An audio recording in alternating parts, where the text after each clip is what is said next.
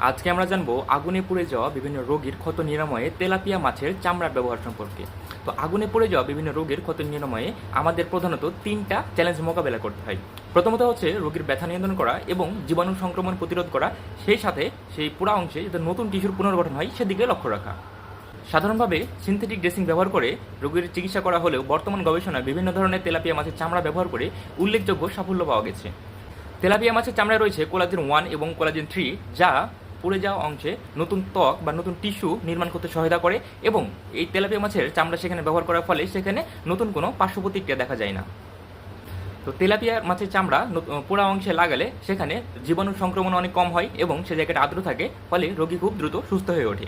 তো তেলাপিয়া মাছের চামড়া ব্যবহারের এই নতুন পদ্ধতিটা প্রথম আবিষ্কৃত হয়েছে ব্রাজিল এবং পরবর্তী সেটা আমেরিকা এবং চীনেও ব্যবহার করা হয়েছে এবং সেখানে দেখা গেছে যে এটা বিভিন্ন ধরনের স্কার ফর্মেশন প্রতিরোধ করে এবং সেখানে ইনফেকশন প্রতিরোধ করে এবং এর ফলে রোগী দ্রুত সুস্থ হয়ে ওঠে। তো তেলাপিয়া এখন শুধু একটা খাবার নয়, তেলাপিয়ার চামড়া ব্যবহার করে আমাদের নতুন ধরনের চিকিৎসা পদ্ধতির মাধ্যমে অনেক ধরনের রোগীর জীবন বাঁচানো সম্ভব হচ্ছে।